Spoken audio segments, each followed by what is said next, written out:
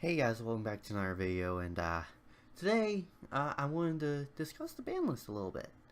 And I'm not going to come from the same perspective as a lot of other people, because for this I'm doing something a little different. I'm going from a rogue point of view.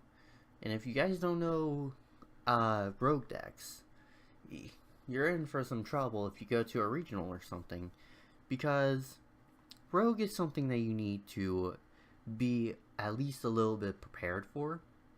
Rogue decks are decks that are just kind of out there. Like, you aren't going to expect them very much, but they are going to be there. Rogue decks that I kind of consider rogue would kind of be like Cyber Dragon, Burning Abyss, kind of just Dark Law Turbo type shenanigans. Basically stuff that you aren't really ready for. Stuff that you aren't supposed to be totally ready for.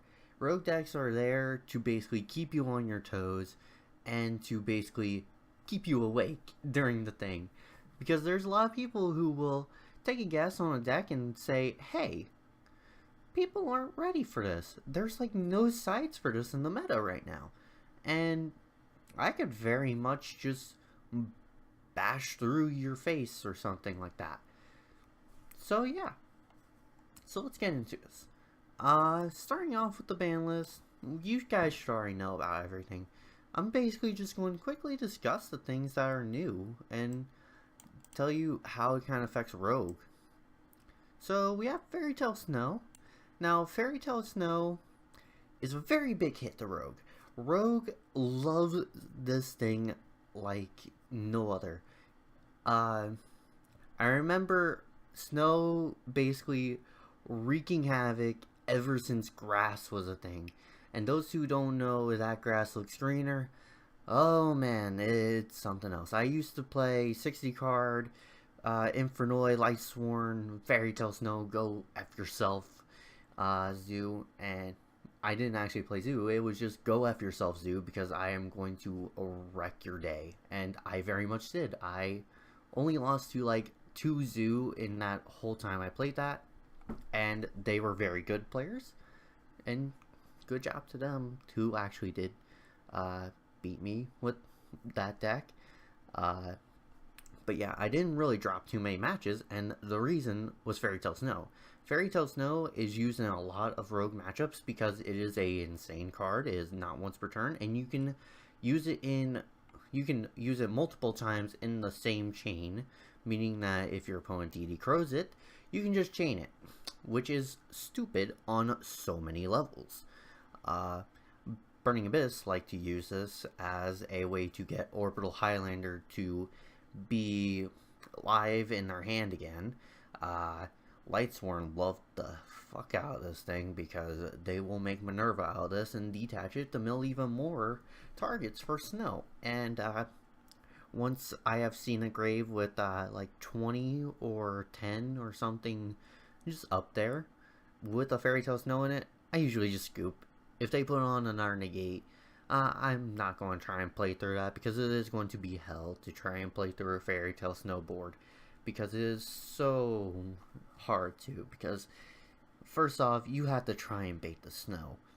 The Snow is so hard to bait against good players, and even against bad players who will just instantly shoot the Snow off. If they have a loaded grave, it doesn't matter. They can shoot Snow off like 3 times and just ruin your day. It becomes really bad, and I've been saying ever since Grass didn't need hit. It was Fairy Tale Snow's fault. But now that there's a lot more graveyard-centric types shenanigans going around, Grass can stay on the list for a little while. It makes me sad, but it's true. Sorry to all the 60 card players, but from someone who played Grass when it was at 3, played it until it was banned, I know it's gotta stay on the list for right now. Yeah, next, we have Grinder Golem. Rip to Inferno Tempest, OTK type shenanigans.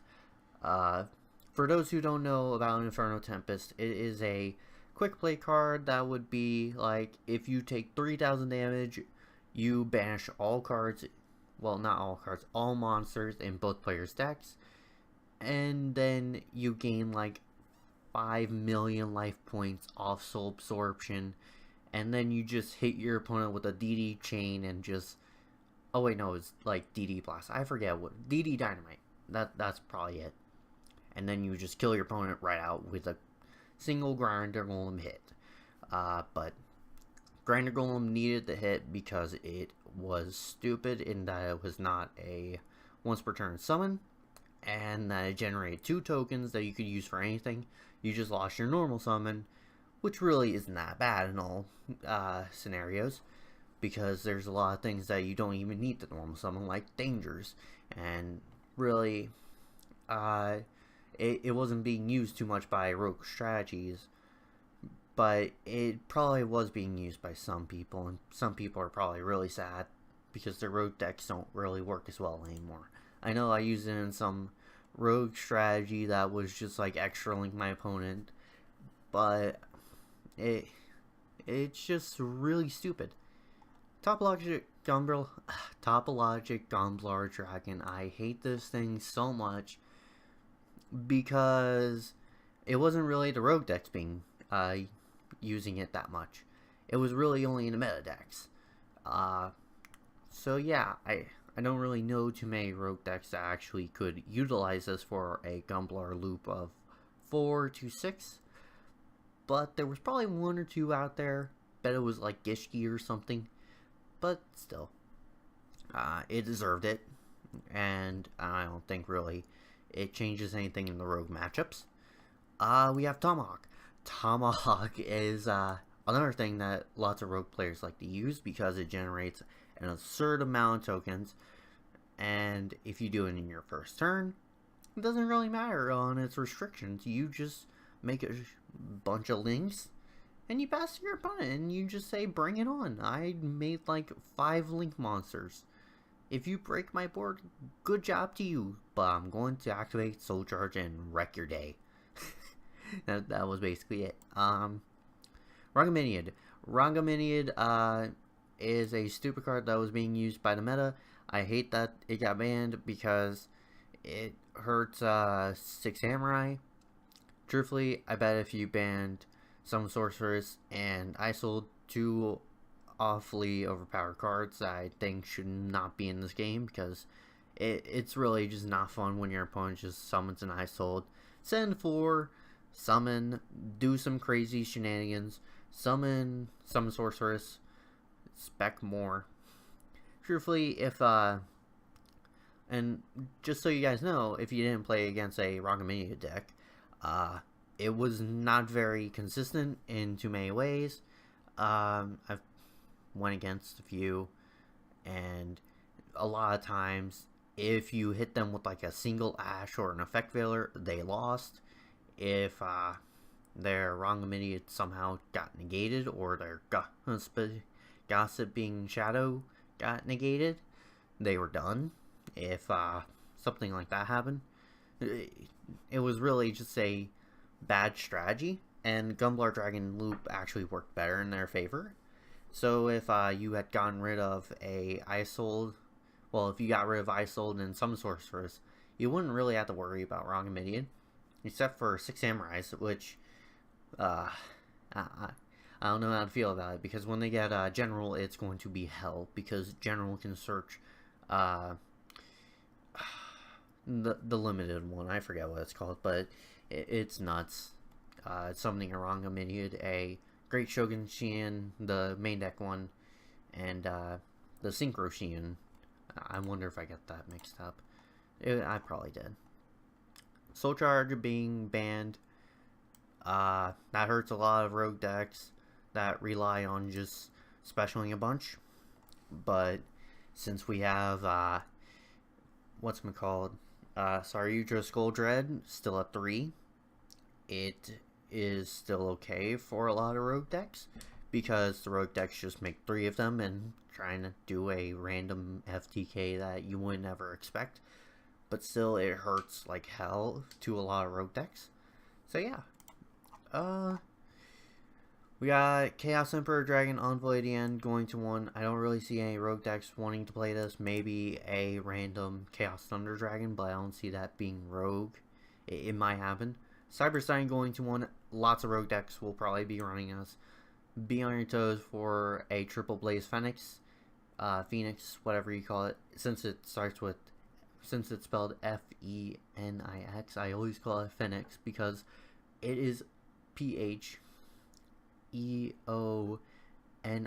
If you are going to call it Phoenix, spell it right, in my opinion. I always say that. I don't like that it is spelled like that, and I will always say Phoenix. But still, Cyberstein is something you need to be on your toes for, because paying 5k for a Naturia Exterio and then just making a link with the Cyberstein is pretty good, seeing that it will kill all your striker matches and it'll kill most of your Altergeist matches as long as the Silkitas doesn't hit the board. So yeah. Dark Grepher going to 1, that hurts a lot of rogue strategies that use Dark Grepher as a warrior monster. Mostly warrior rogue gets hurt by this ban list. Sure, going to 1, that helps rogue Necros. Sorry. For those who don't know, Necros, I see that as a rogue matchup. It can do a few crazy things. Sure, to 1 actually helps their strategy a lot, since they have incantations. It's pushing Necrons a little up there. I talked with some players who knew how Necros work. I personally don't know like any of the Necros anymore. I like read them once, and I didn't really ever run into them because I came after they got hit and everything. So yeah, but they said sure is pretty damn good. So yeah, I'm going to take up that. Construct, I've been saying for a long time, it can come to 1 and not really much will happen. It's going to help rogue strategies, but since Snow got hit, there's a lot less really good things you can spec off it. I heard from somebody at my locals that Lightsworn Shadow are going to be absolutely bonkers, and I'm guessing that if you summon Construct using a wolf from your deck, it's probably going to be a little bonkers. But yeah, I think it's going to help a lot of Shadow strategies that are in decks, and I think it's going to help out a lot with some rogue strategies that are going to be playing like Construct, Winda, a lot of that type of stuff. So be sure to keep on your toes for some Construct plays. Yeah. So just keep your eye out for some Shadow players. Brilliant Fusion going to 1, that hurts the, whatchamacallit, Gemini FTK. I see that as a rogue deck, or an anti-meta. I don't know what you would call it. I see it more as a rogue pick, but it hurts the consistency a little bit. They're still very much able to play, but it hurts the consistency. That's really what you need to hit with FTKs. If you can hurt the consistency, the FTK gets dropped by a lot of people, because if it isn't consistent enough to keep up the tops, then most people won't play it. That's simply how it goes. And since this hurts consistency, we're going to have to see if people still want to push the Gemini FTK, and if it keeps going with that, we might see a Lady Lapis ban, or a Gemini Master Diamond ban, or maybe even like a Gemini Fusion ban, just to spite all Gemini players who aren't playing the FTK version. So yeah, we see Gold Star going to 1. This hurts a hell of a lot for a lot of rogue strategies, but since we have Lone Wolf, it kind of balances out. It's kind of okay for Metaphys players, because they can use Lone Wolf. Lone Wolf is okay for them, but for decks like Bren Maju OTK, it hurts. It hurts a lot, because we can't really use Lone Wolf that well. So yeah. Yeah, Gold Star going to 1 does hurt a lot of, like, banished thought deck strategies, but it was well deserved, since, Thunder Dragons were kind of going over the top with the dangers and all that. Magical Mid-Breaker Field, that was mostly being used in kind of meta-ish decks, to facilitate not getting ogred, not getting veilered, basically only being able to get ashed. So it's kind of nice, but it wasn't really needed in a lot of rogue strategies because they knew that if they got hit with a hand trap, they were done, or they could play through the hand traps. So yeah. We have Scapegoat going to 1. This hurts a lot of rogue strategies who had a lot of plays with it. Trickstar gets hurt by this quite a bit, but not too much because they didn't rely on it. It was basically a card that if they hit you with, it was kind of over and you were done for. Because Scapegoat is such a stupid card. Being able to generate 4 tokens on the opponent's end phase, and just being like, okay, 4 tokens. Let's make a Boral Sword. Let's make a Boral Load. Let's make a Top Logic Bomber Dragon. Let's make basically any Link 4 in the game, because 4 tokens can definitely facilitate a Link 4. If you can't make a Link 4 with a with those 4 tokens, there is something wrong. So yeah. Then we have Slash Draw. That really only hurt the Slash Draw FTK. I don't really know of any rogue decks that relied on Slash Draw. And if it came down to it, I think nobody really cares about Slash Draw going to 1. I don't really know of any rogue strategies that relied on it, other than the Slash Draw FTK, which most people are saying were kind of meta. But, Okay, so now to what really helps the rogue matchups. We have Insector Hornet.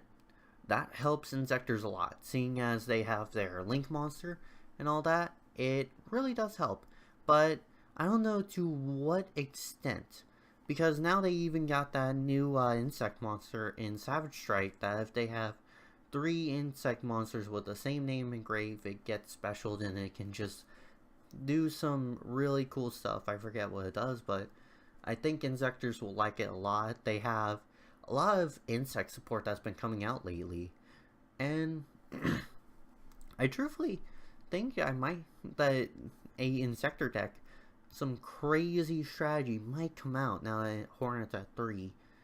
Maybe, maybe not. I don't really know, because Dragonfly is still at 1, but they have everything else.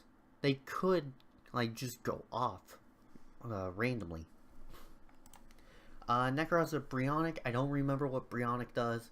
Brionac, Brionac, I don't know what people like to call it. I say Brionac. I don't really care. But simply put, with it, it helps Necros yet again. Some people are saying that you should watch out for Necros at regionals, and I kind of agree, because there are a lot of crazy Necros players that will hit you with incantations like nothing. So yeah, Evil Storm Exton Knight,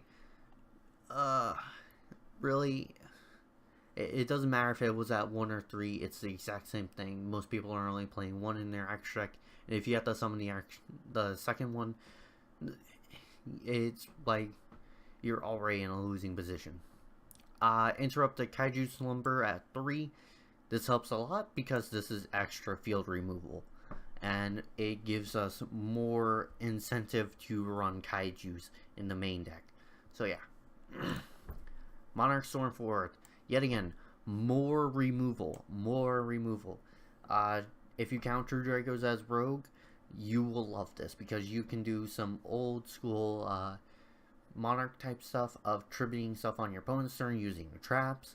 You can then go ahead and pop using the traps if you didn't want to tribute your opponent's monster. It basically just adds more removal to True Dracos, and I think that's pretty cool.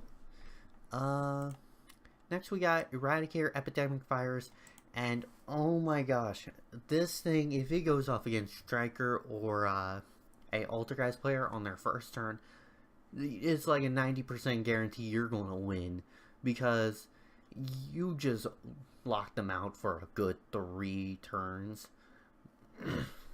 Striker might be able to come back, but I very much doubt that a Altergeist player could, because the deck is slower than Striker, in my opinion.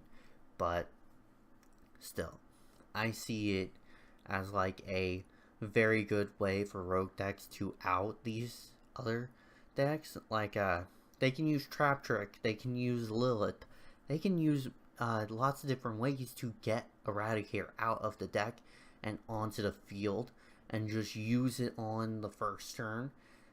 But the thing is, it's probably going to be a rogue strategy, or it's going to be a danger build or a Thunder Dragon build that is just going to tribute off a dark monster that they do not care for, and they are going to rip your hand apart. We have Infernity Barrier at 3. I guess that helps Infernities. I don't really know Infernities that well, I'm sorry. But I think Infernity players are probably looking more to Salamangreats, because Salamangreats are kind of like Infernities, from what I know. But I don't think this going to 3 really helps them. I think what they need is the one that if they... Oh, Infernity Archfiend. I think that's the one that they need at 3, if I remember right. Then we have Wind Up Magician going to 3. I had a friend who said, hey, now they can do a hand loop.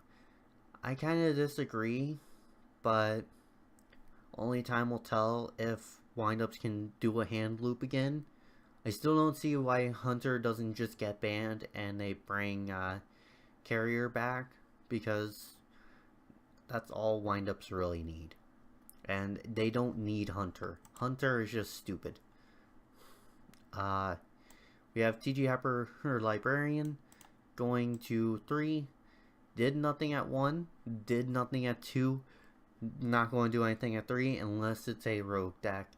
And it's not going to do anything until Needle Fiber. And I'm going to be honest with you guys. We aren't getting Needle Fiber yet. Wine and everything all you want. But the thing that we're going to notice when we're getting Needle Fiber is that Summon Sorceress is going to get hit to 0, and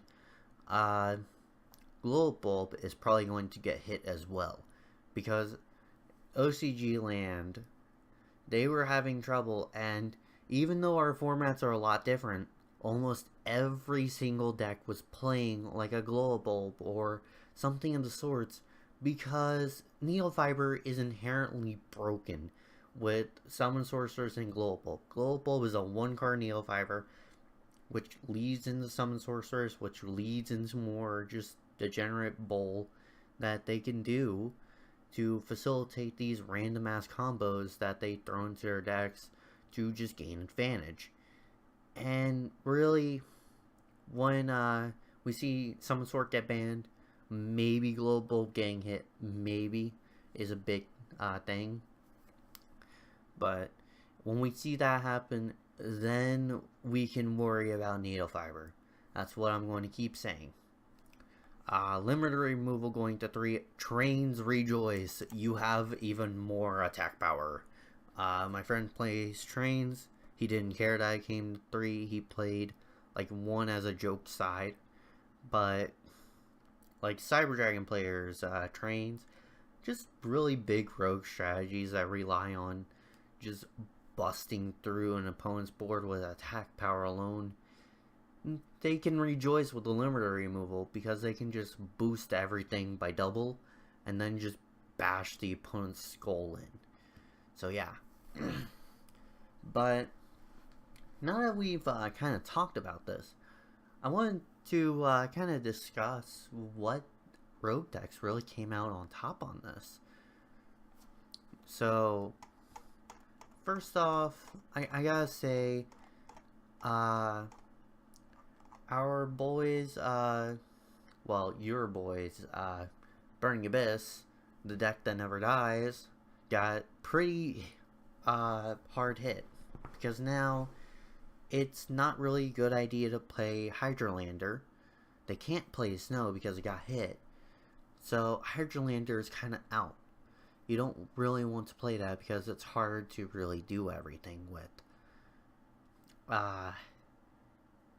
And we're going to see some ingenuity coming out. If a Burning Abyss deck tops, it's either going to be kind of a PK Fire type thing, I bet, or it's going to be kind of really a rogue strategy, a really ingenious type thing that's going to just shake up everything with Burning Abyss. So yeah. Praying Kids, I see that as a rogue matchup. I don't really see that as actually meta. I do see it high up, though, because I know it can produce results. I've played the deck, it can reproduce a lot of results for you, and you can easily do a lot of crazy shenanigans with it, and it came out of this list unscathed. Completely unscathed. Nothing on this list actually even grazed the deck. The only thing that really affects it is its matchups, because the way that it went with Praying Kids, it could go head to head with Sky Striker, it could go head to head with Thunder Dragons, and it had a kind of hard matchup with Altergeist depending on your hand and depending on who went first. So depending on those three decks, since Thunder Dragon, their crazy danger build, got hit hard, and since Warrior got hit hard, a lot of the decks that really actually made matchups hard for it in a regional setting or a YCS setting or any of that type of settings, they just kind of got hit hard. Now, Praying Kids can actually just crank out even more, because it can produce the results. So a rogue deck that you need to keep an eye out for is definitely Praying Kids. And another rogue deck that you need to keep an eye out for is Necros. Everybody's been saying it. Just keep an eye out for it. It could happen. Another one? Probably Insectors. Maybe. I truthfully don't know. You're going to have to keep on your toes for some more Kaijus, because people are going to love having triple Slumber. Basically Dark Hole on crack. You're going to have to watch out for True Draco, because oh my god, being given the holiness of Monarch Stormfort to be able to tribute on the opponent's turn, and for like nil cost, it's really good. Eradicator Epidemic Virus, for you Striker and Altergeist players, watch out. Definitely watch out, because if you go against a Lair player and they use this on you, and your hand is just gone, you don't know what to do at that point. You need to be ready for when it happens. I don't know if you guys actually have any backup plan in case that happens. I truthfully don't know what Altergeist or Striker does in that situation. It's kind of like what happens if you get Gumblar looped, kinda. Because if Striker gets hit by a Erad, you're losing all your spells. Like, no doubt about it. You're losing everything. Yeah. But still, I think windups may pop up. Like, maybe one or two crazy players who are doing this really insane combo. But I don't see them making it high, because I don't think windups have anything to really push them up there yet. And I say yet because we don't know if Carrier will ever come back.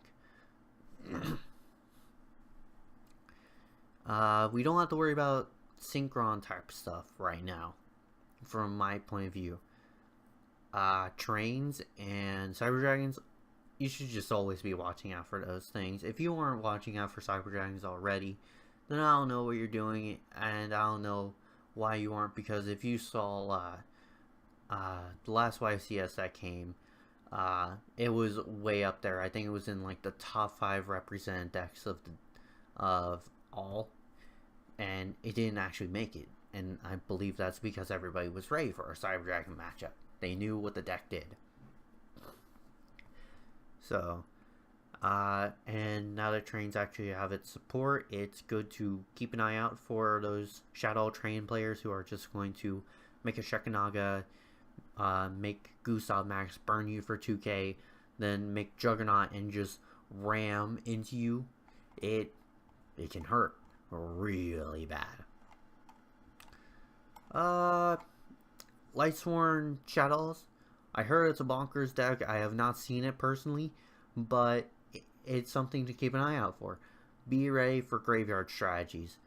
Even though snow is gone, there's still going to be some crazy mill decks. Be ready for it. You don't really have to watch out for too many warrior decks anymore. I think there's some strategies that still use like Gokis and stuff, but it's not really up there. You may run into a warrior deck. You may. I'm not going to say you won't, I say you might. Because there are some very good warrior players out there who will exploit a lot of these pretty good combos.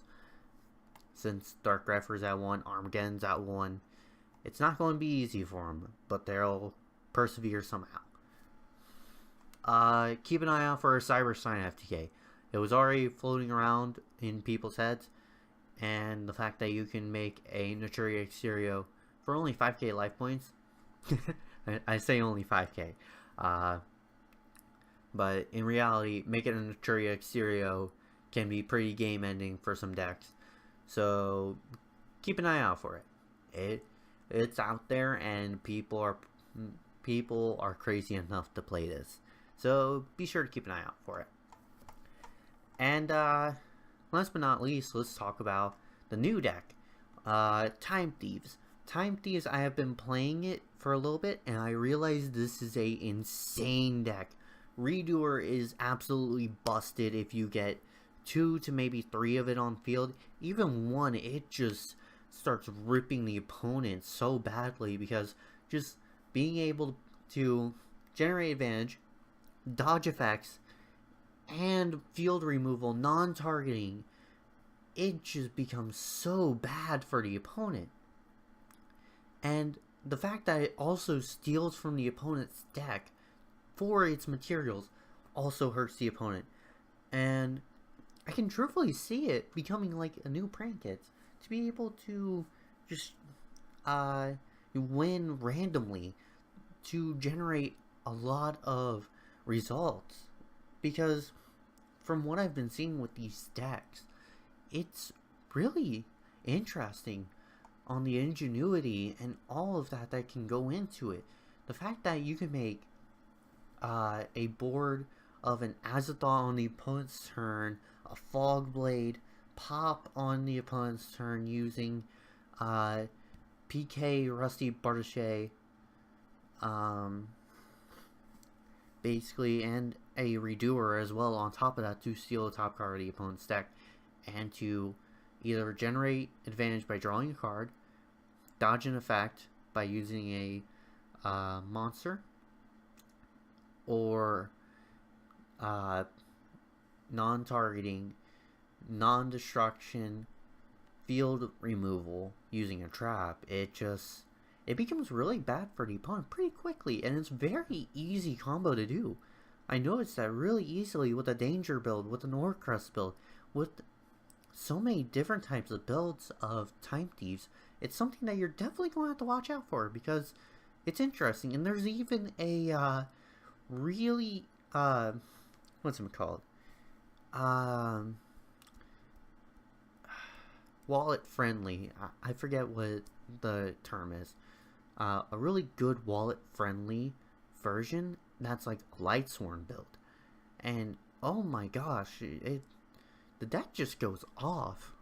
Like, just randomly, your whole strategy just kind of goes out the window, because if you're playing Altergeist, you're going to have to deal with Redoer, who can dodge Silkitas and can remove Silkitas multiple times. And can remove Rivalry, can remove a lot of stuff. If you have to play against it when you're playing Striker, you're going to have to deal with Redoer, who keeps stealing your very essential spells from the top of your deck. And if he hits like 3 engages, which is actually very easy if you leave them in grave, your deck is going to see a lot less consistency, and it's going to hurt a lot. Truthfully, I see rogue decks actually coming up a lot more with this ban list. The more I think about it, the more rogue decks I can think of that can actually work under this ban list. Like trap strategies, Lair of Darkness type strategies. A lot of it can work. Maybe even that new zombie structure deck strategy could work under this. Because a lot of stuff in this seems really good. Seems like it could do a lot. But who knows? We'll see when the next YCS comes up. We'll see with regionals coming up. We'll see with all the rogue strategies that people can come up with. But still, keep an eye out for those rogue strategies that I mentioned. And you don't have to actually put in side deck cards for it. You just need to know what to hit. Or you need to be prepared for chaos. And what I mean by be prepared for chaos, you never know where you're going to go against.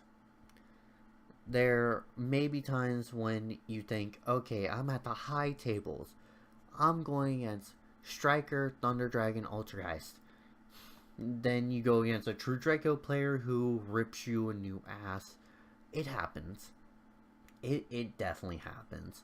I've seen it happen before, and it's really amazing that some rogue players can hit the high tables really quickly because they know their deck inside out.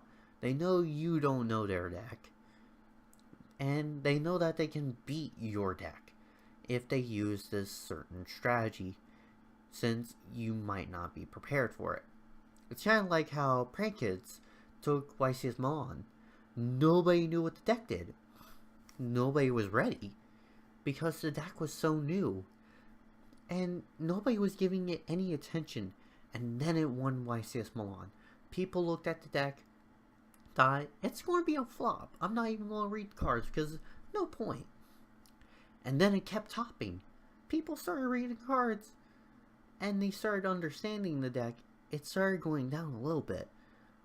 But it's still there. And it's still topping. It's still getting those tops. And it's just good in general, because there's a lot of people who still have not read the cards whatsoever and still don't know what the deck can do, and there's still people who are coming up with some more strategies for the deck, and it's amazing. So yeah, but if you guys like this, then don't forget to like, favorite, and subscribe for more from us at MGK Studios. I'm going to be hopefully making more videos soon. But if you guys do want to keep up with the channel, be sure to like, favorite, and subscribe. Like always. Well, I don't think there's anybody who really does that every single time. So, be a good person. Give us some likes. We don't know how to do YouTube really well. We're just here for fun. So, yeah. And I'll hope you see you guys next time. Bye-bye.